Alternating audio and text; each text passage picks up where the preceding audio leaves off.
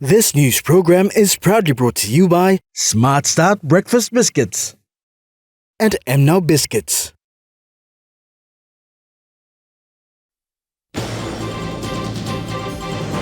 National Airport Corporation's internal security operations breached. Passengers travelling into Port Moresby left stranded at the airports. Police in North Bougainville face problems on illegal use of marijuana.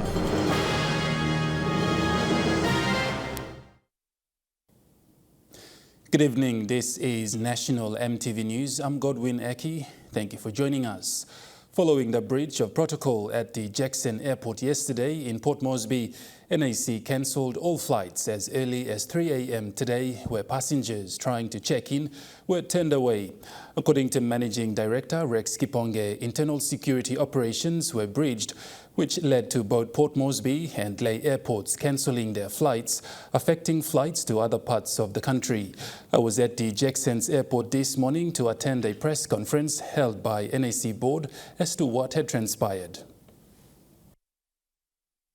Now, the National Airports Corporation Managing Director Rex Kiponge, who arrived from Mount Hagen yesterday afternoon, after arriving here at the Jackson's airport, he was arrested by police officers. Now, it is believed that 17 armed officers who were here in their police vehicles arrested Mr. Kiponge. This caused National Airports Corporation to cancel all flights out of Port Moresby due to the breach of an internal security law, and unlawful entry by police was seen as an act of terrorism and breach of CASA Act and regulations. In the process of arresting me last night, there were a lot of security breaches that took place last night. As you know, NAC is highly regulated, and our mandate is safety and security.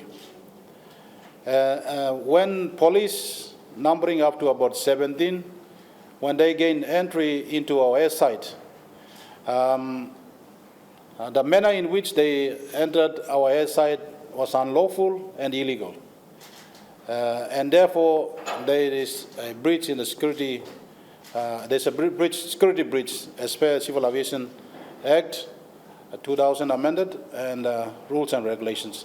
So as part of our internal process, insofar as compliance issues are concerned, it's NAC's mandated function that we do our own internal assessments to ensure that the safety and security of the traveling public and the airline operators is guaranteed.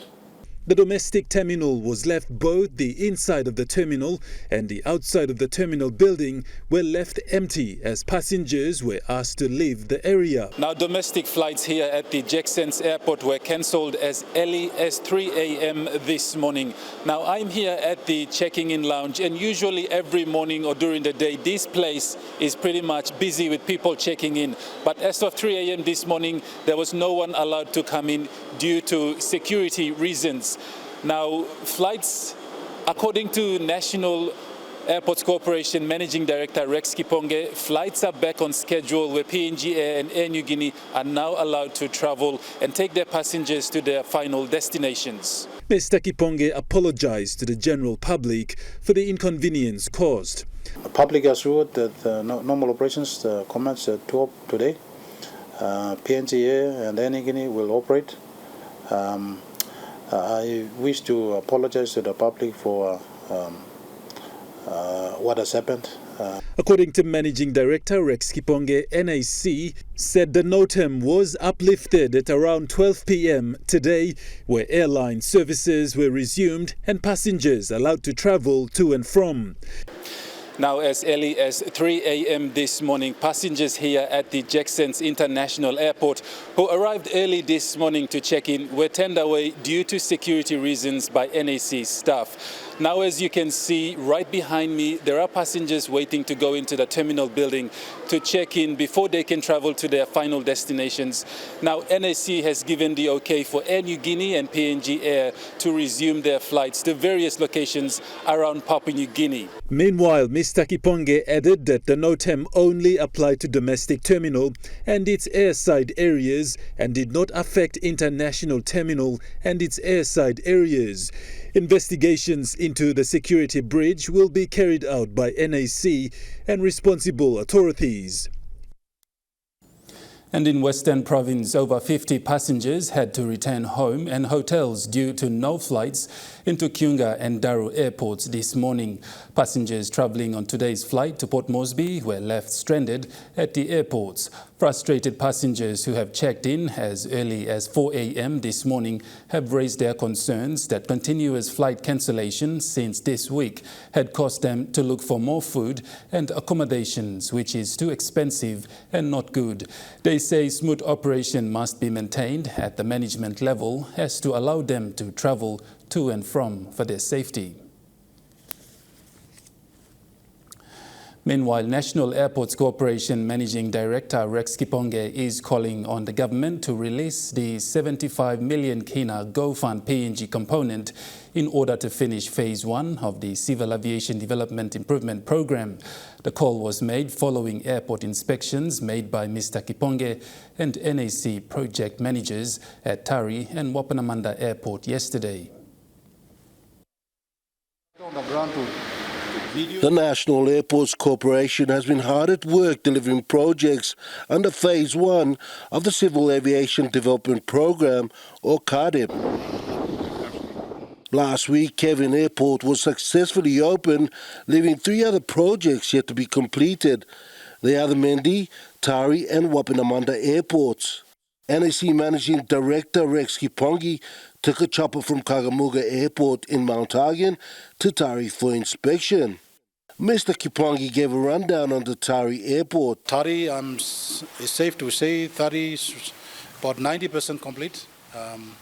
And the expected time of completion around about end of December or first week of January next year. The progress is very good. I'm impressed. The team is also impressed as well, and their own schedule. If there is any hiccups between now and December, they will let us know. But at this stage, Tari is progressing well. Due to time constraints, Mendi Airport was not visited. The NAC Managing Director arriving at Wapanamanda for the inspection. Upon inspection, the Managing Director and his team found that the work on Wapanamanda Airport is progressing slowly. There's been some project delays due to election, but contractors have come back, mobilized, and I've asked them to give me an accelerated work plan for us to review. We are also revising the current work plan to ensure that we complete the projects that are ongoing under CADEP 1. With only a few months before time lapses for Phase 1 of CADEP projects to end, Kiponge is calling on the government to assist the National Airports Corporation with the Go PNG funds component, which is part of the projects. And now it's the Go PNG component that is outstanding. As we speak, I've written a letter yesterday, and it's going to Treasury now. We are winding down 2022, and I'm asking the government to release the 75 million kina that is outstanding. This is for the projects that are outstanding. The Wapanamanda Airport is earmarked to be completed by the first quarter of next year, but the NAC Managing Director Rex Kiponge has asked them to expedite the project so that it's in time to be opened around February next year. Rocky Iso, National EMTV News, Wapanamanda. Police officers in Tenputs in North Bougainville constituency are facing problems in stopping the illegal use of marijuana in communities there. Police in North Bougainville say this is a huge problem for police officers and tougher penalties must be enacted to punish reoccurring offenders. As Constable Peter Kira expressed his concerns, reiterating that 1 to 2 years imprisonment is not enough to change the offender's perspective, adding they commit the same crime every time they are released. First Constable Kira mentioned that the lack of mobility, police officers are unable to access communities from Pit to Aita as risks involved are high. He further added that civil auxiliary police officer services are not as helpful. Therefore, they can only access communities and villages situated between Pit to Ramazon only.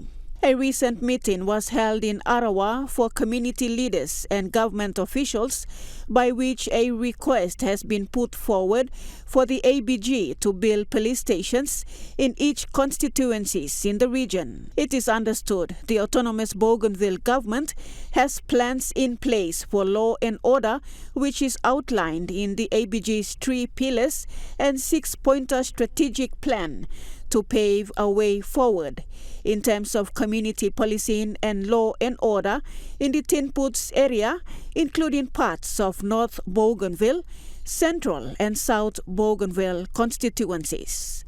Lindy Suharupa, National EMTV News. Member for Sinasina Yongomul and Minister for Petroleum and Energy, Karen Gakua, says law and order issues will be looked into in the district. He said funding to support law and order services in the district will be made available. Following a recent peace gathering in Kundiawa where people in the 3 LLGs in Sinasina Yongomul gathered, local member and Minister for Petroleum and Energy Karen Gakua made mention that funding for law and order services or to support law and order operations in the district will be made available. In Sinasina Yongomul, by and large, I'm happy to say, our people are very good law-abiding people. They go to church, they put their children to school, they mind their own business, and they welcome government intervention, the goods and services that we can roll out as a government to them. Kua said that providing such support base for law and order personnel in the district will help ease some of the many law and order problems there are in the district. He said this will also keep the community at large safe. Women and girls can also feel safe, and that when it comes to tribal fights or clans fighting against each other, law and order officers are at hand to contain such situations. He added that with the recent election violence and other related incidents will only make things worse for the people, but providing support to law and order will help combat such issues. After being a member for 5 years in 2012 to 2017, I realized the importance of peace, unity and harmony. I realized that, and I said, and I work hard towards building that unity, understanding through various policy initiatives like open and transparent DDA board meetings, a fair and equitable budget. So all the resources, the DSIP and funding assistance we get from the government is distributed transparently, fairly and equitably to all parts of that district. Bringing peace and harmony into the community is what local member for Sinasina Yongomul, Karen Gakua, wants to see, and that he is happy to work with the people on the ground and to make Sinasina Yongomul a better place for all.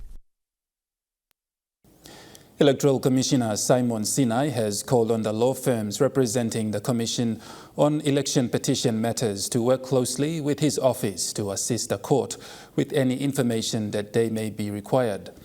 Mr. Sinai met with the lawyers last Friday at the Electoral Commission headquarters and urged them to work closely with his staff to ensure that they do not frustrate the process by not complying with directions of the court.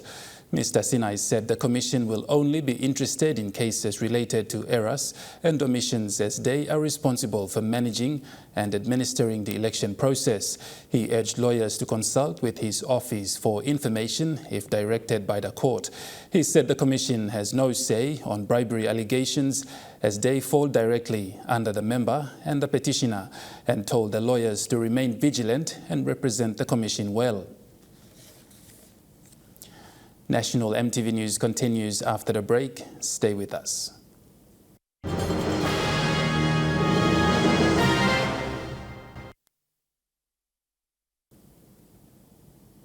You're watching National EMTV News.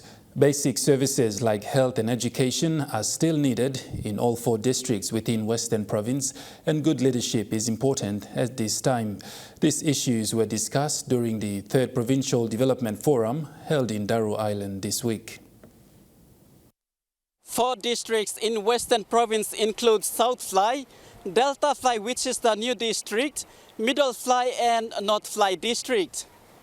People living in rural communities within these districts want transparent work be done for real change. Chief Justice Sir Gibbs Salika, who attended the forum, challenged all leaders to review their plans for better change. Why? Why is this so?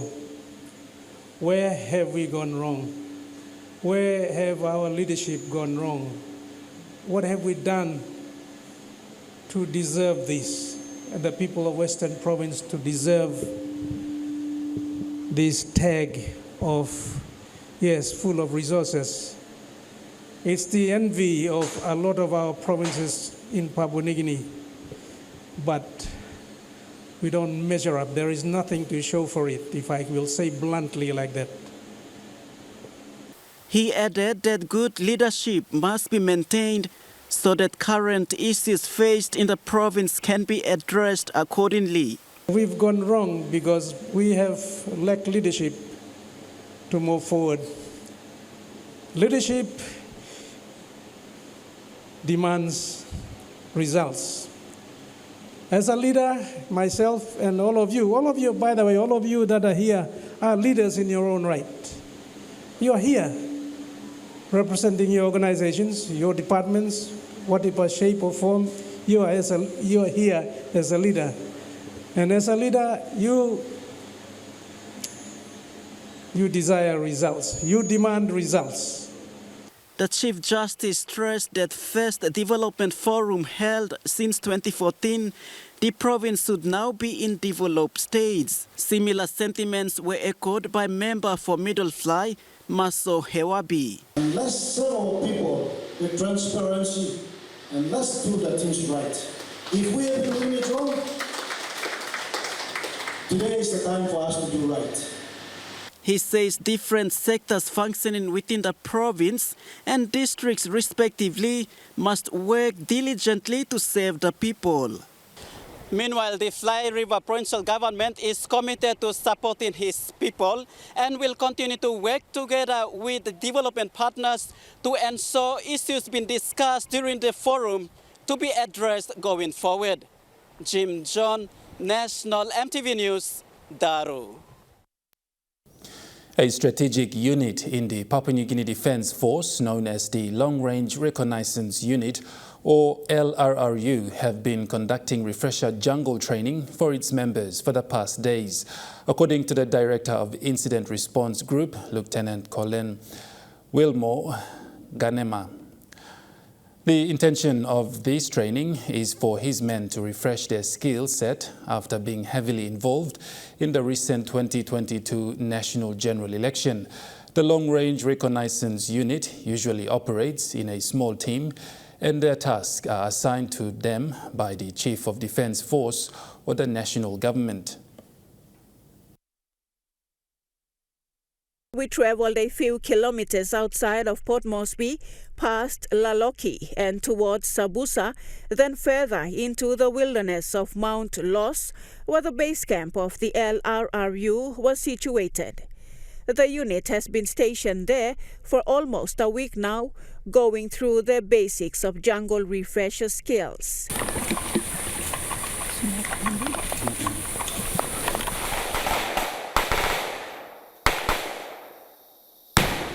A staged snap ambush on how counterattacks, especially on contrabands and terrorists, was demonstrated. Director Incident Response Group explained further on how the LRRU respond to such calls. Just to put into context, the unit conducts strategic tasks. It doesn't just conduct tasks. They are conducted by especially the other infantry battalions. And so we are a strategic asset for the CDF as called out by the government, and we will continue to remain on high alert, and when there's a need to to do any specific jobs, whether it's along the border or in relation to national security, then we get deployed to do those jobs. And like I said, it's mainly for a targeted period of time. The unit's task will result in a strategic impact on how the national security of the country operates. This includes intercepting illegal activities along the land and sea borders and the airspace of Papua New Guinea. This unit has been training alongside their Australian, New Zealand and US counterparts in past trainings, with more training scheduled for next year onwards. This was alluded to by Lieutenant Colonel Kagena. We train with our partners, especially Australia, New Zealand, US. We train with them with the equipment that they have. We don't have all those equipments, but we train for those equipments. So whether it's weapon systems, it's helicopters, it's aircrafts, whatever equipment they have, special equipments, we can train with them, so we can qualify on those systems, but we don't necessarily have them. And eventually when we get those systems on board, then we can use them. But the intent here is to enhance our interoperability with our other partners. The Papua New Guinea Defence Force, with its Chief of Defence Force, has 5 lines of efforts. That is, the people, organizational reforms, operational proficiency, infrastructure, and nation building. This basic jungle skills set training concludes this weekend, with the unit scheduled for coast training come next week. The Long-Range Reconnaissance Unit is responsible for our country's land, sea, and airspace security, and this training was named the Green Shadow Exercise 2022. Lindy Suharupa, National EMTV News. National Research Institute has found that coffee is one of the most important cash crops that contributes to Papua New Guinea's economy. A decrease in the quantity of coffee produced in the country corresponds to a loss in government revenue and income of coffee growers. NRI's discussion paper on determinants of coffee production in major coffee-producing provinces of Papua New Guinea and the challenges and opportunities was based upon research and data collected from 3 major coffee-producing provinces, namely Eastern Highlands, Morobe and Western Highlands, as well as strategies that can be used to increase the quantity of coffee produced. The authors found that the opportunities for coffee production in PNG include the following. PNG has suitable environmental and climate conditions for growing Arabica coffee and Robusta coffee respectively. Several abundant coffee plantations can be revitalized to increase the total coffee production in the country. University of Environment and Natural Resources and University of Technology can provide skilled labor for coffee production. NRI stated that PNG has a standalone minister for coffee, which shows the government's interest in boosting coffee production in the country. NRI noted that the key challenges faced by coffee growers include the following: coffee leaf rust disease, coffee berry borer, coffee leaf rust disease, and coffee berry borer, which affects the yield and quality of coffee, poor access to extension services, water for processing coffee, and shortage of labor for harvesting coffee. The authors found that the quantity of coffee can be increased by increasing the scale of coffee production, by expanding the size of coffee plot cultivated, training and providing coffee growers opportunities to access education and coffee production techniques, using hired labor in coffee production, implementing development projects such as Productive Partnership in Agriculture Project, planting more Arabica coffee in the Highlands region, and encouraging coffee growers to join a coffee cooperative. The report was launched by Dr. Matthew Landu, Acting Vice-Chancellor of the University of Goroka, at the UNIGO conference room at the University of Goroka in Eastern Highlands Province. Cynthia Maku, National EMTV News. A recent meeting between the Informal Economy Sectorial Committee of CIMC and relevant stakeholders have identified the importance of the informal economy and its need for a policy to be in place to guide the informal economy. The meeting was purposely for the updates of the progress of the National Informal Economy Policy 2011 to 2015, the Voice Strategy and the Community Development Bill, consultations and forum.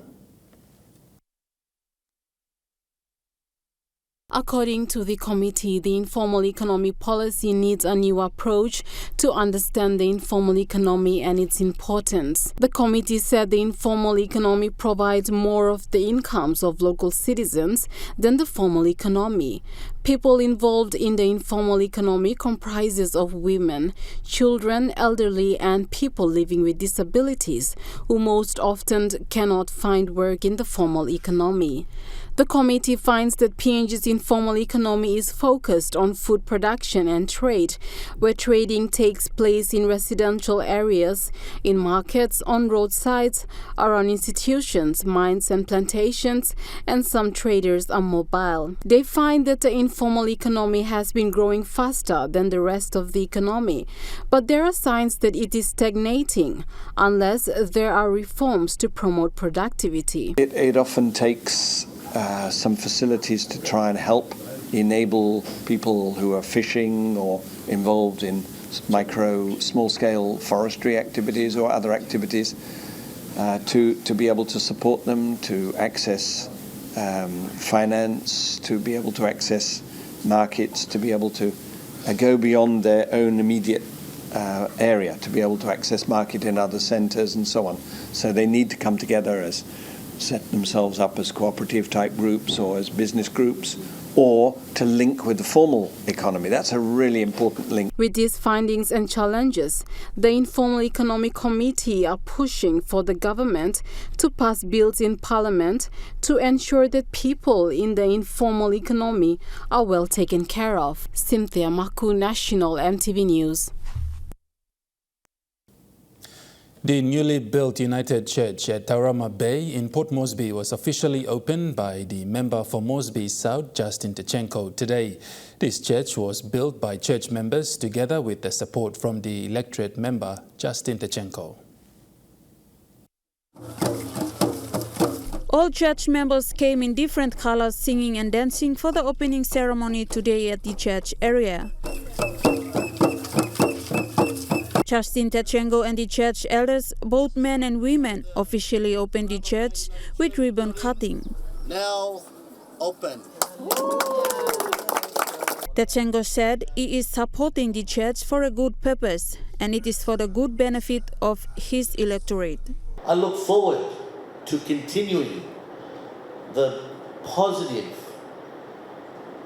satisfying, working relationship with you and your communities and your congregation of the United Church.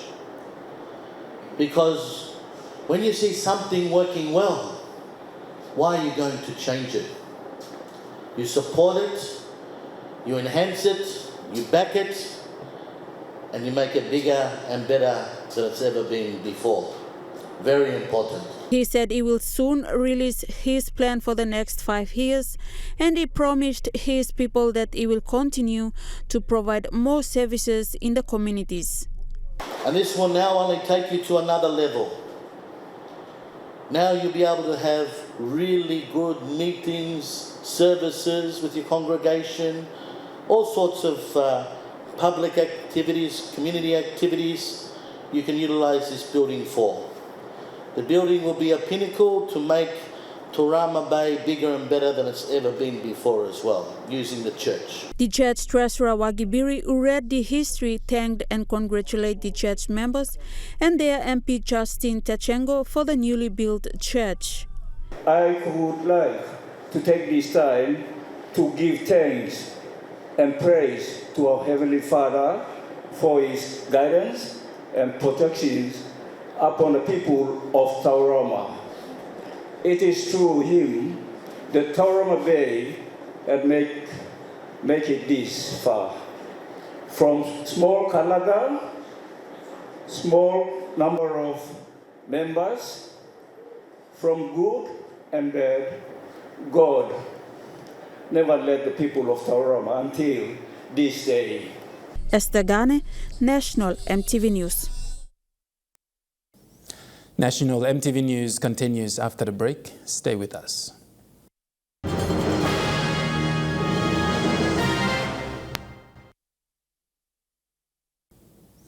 Welcome back to the news. Turning overseas, decades on from the Second World War, little-known tales of Australian military heroics are still being uncovered on Palm Island in North Queensland. Coast, the hunt for uncovered military secrets is reaching new depths. From Townsville having such a strong military history, you've got lots of plane wrecks that are scattered all over the Palm Island group. Most people know where they are, but not everyone actually knows where they are. Palm Island was an Aboriginal reserve when it hosted a fleet of US Catalina flying boats during World War II. They used to patrol up and down Palm Island to Townsville and back to see if any enemy ship were entering Townsville, you know. 2 wrecked planes hauled from a deep channel now lie rusting at Wallaby Point. Planes used to fly over you at midnight. When the planes flew over, all the lights got to go out. Betty Holt was living on Palm as a 4-year-old when war broke out and says the relics unlock important stories, like when her father rescued 14 people in a plane crash off the island. It was a pretty rough trip. I remember Dad saying it took nearly 6 hours. A survivor's artwork is a tribute to just how close war came to Australian shores. People thought the only thing happened was 3 midget submarines tried to come into Sydney Harbour. We North Queenslanders knew how close it was. Australian Federal Police will form a new permanent joint operation with the country's cyber spy security to target online hackers, particularly criminal ransom war group. Seen the Australian Federal Police publicly declare that they believe Russian criminal gangs or operations based in Russia are responsible for the Medibank hack, which has affected roughly 10 million customers, and today confirmation that the Russian gangs are also believed to have been responsible for the hack of Optus. So what the government is announcing is this new standing operation. It will be permanent, combining, as I say, personnel from the Federal Police and the Australian Signals Directorate. And the Cybersecurity Minister, Claire O'Neill's making it clear that although these groups are located overseas, Australia believes it can hit back and really hurt them. They will show up to work every day with the goal of bringing down these gangs and thugs. This is the formalisation of a partnership, a standing body in the Australian government which will day in, day out hunt down the scumbags who are responsible for these malicious crimes against innocent people. The AFP has already been working day and night, scouring the internet and known criminal online sites to identify those who are buying and selling personal identification information. The AFP is very, very actively engaged in this, and I'd like to remind everyone that it is an offence to buy stolen information online, which could include a penalty of up to 10 years imprisonment. Women's rights and freedoms have been further stripped in Afghanistan. In Taliban's latest law, women have been banned in gyms and parks. Once filled with families' joy and laughter, sits idle and silent in the centre of Kabul. My grandchild was crying and asking me to take her to the city park. When I came here, the Taliban didn't allow us inside. Another momentary escape from the Taliban's rule, stripped away for women and their children. These children haven't seen anything good. This is a war city. They must play and be entertained. This week, the Taliban's morality ministry added to its list of restrictions on women's freedoms, announcing a ban on gyms and parks. In the 15 months since they swept to power after the US withdrawal, women have been ordered to only leave home with a male relative and their faces covered, while girls are banned from middle school and high school. Afghanistan is now the only state in the world that would deny girls their full right to education. The UN General Assembly has adopted a draft resolution accusing the Taliban of violating the human rights of Afghan women and girls, failing to establish a representative government and plunging the country into dire conditions. You're watching National EMTV News. Trukai Sports is next. Stay with us.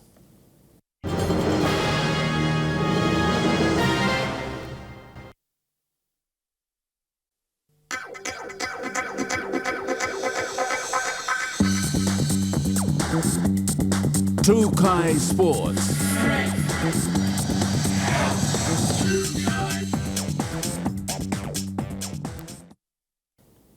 Welcome to Trukai Sports. Trukai Industries Limited has been very committed in supporting sports in the country for a long time. This time, the organization sponsored the PNG Weightlifting Championships held at the Southside Fitness Centre in Port Moresby.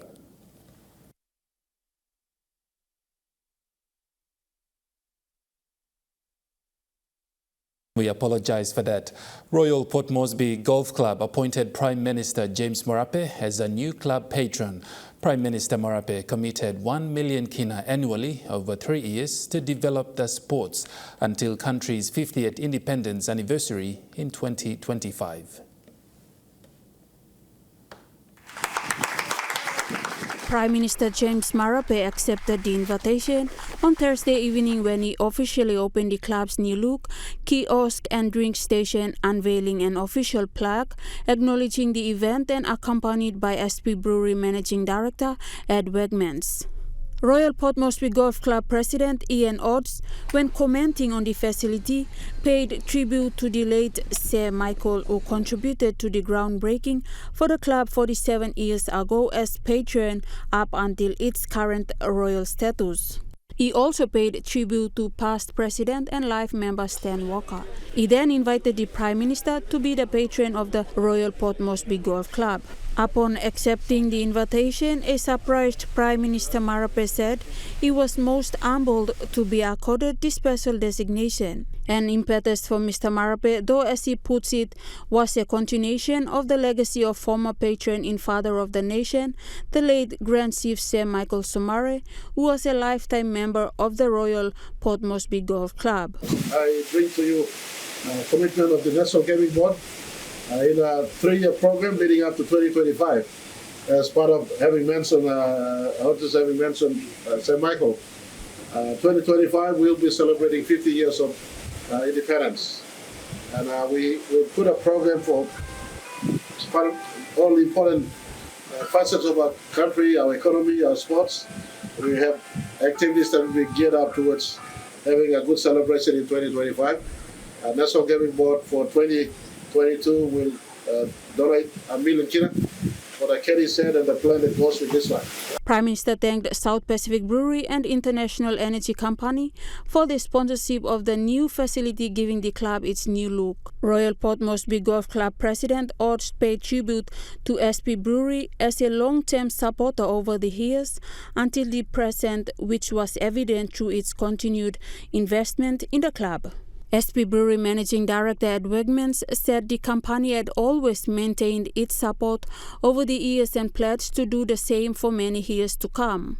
He said it was a business venture and was already drawing more patrons to the club. SP Brewery has been committed to the Royal Port Moresby Golf Club for a very long time, and we will be committed to this same club for a very long time to come. The ceremony concluded with Prime Minister Marape being given a golf trophy as an appreciation for his acceptance of the position as his support to the club. Esther Gane, Trukai Sports. And back to our earlier story, Trukai Industries Limited has been very committed in supporting sports in the country for a long time. This time, the organization sponsored the PNG Weightlifting Championships held at the Southside Fitness Centre in Port Moresby.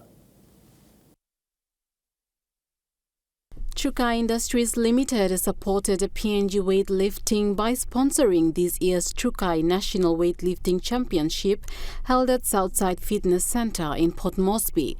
Earlier this year, Trukai donated 50,000 kina to PNG Weightlifting Federation and again this week donated additional 8,000 kina to support the championship.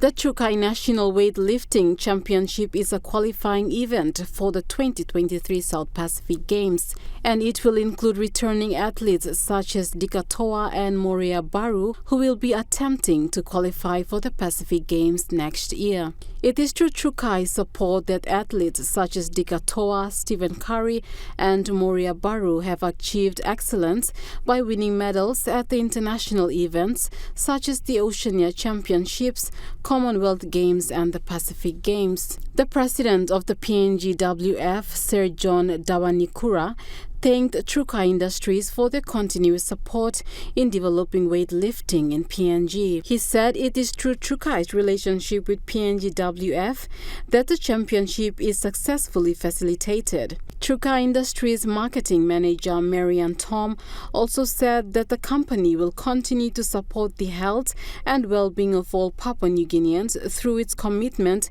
in supporting sports in the country. Cynthia Maku, Trukai Sports. Trukai Sports continues after the break. Stay with us.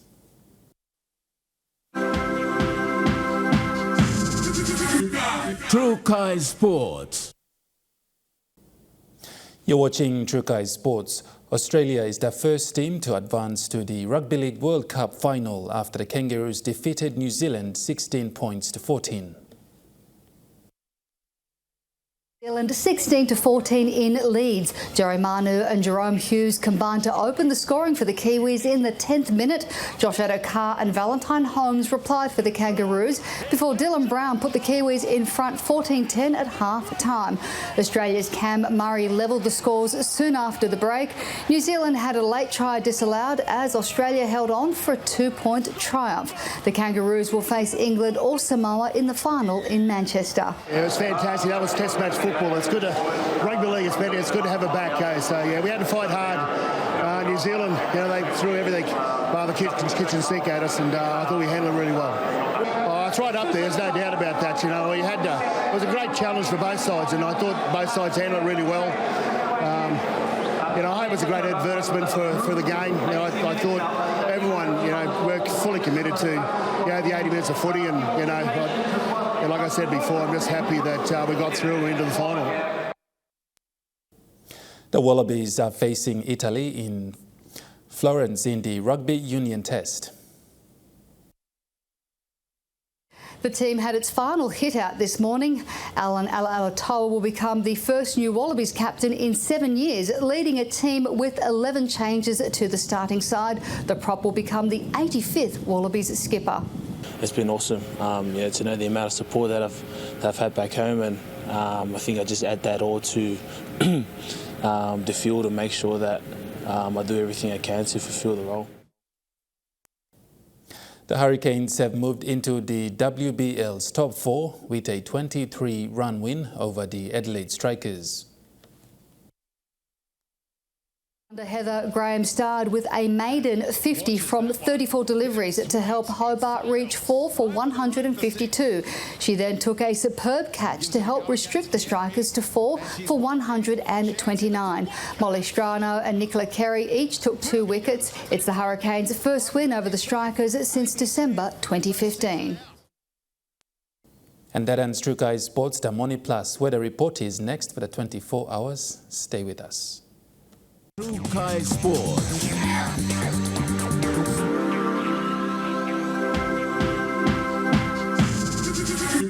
Trukai Sports. This weather update is proudly brought to you by MoneyPlus, with you always.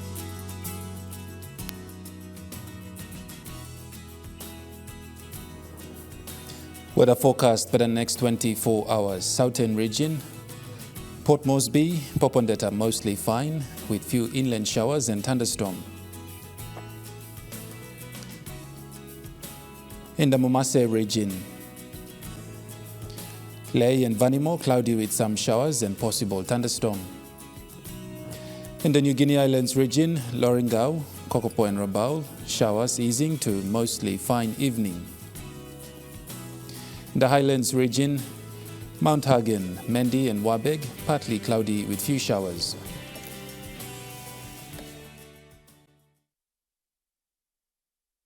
The weather update was proudly brought to you by MoneyPlus, with you always. And that wraps up the news, sports and weather for Saturday, the 12th of November, 2022. From all of us here, pleasant viewing. Bye for now.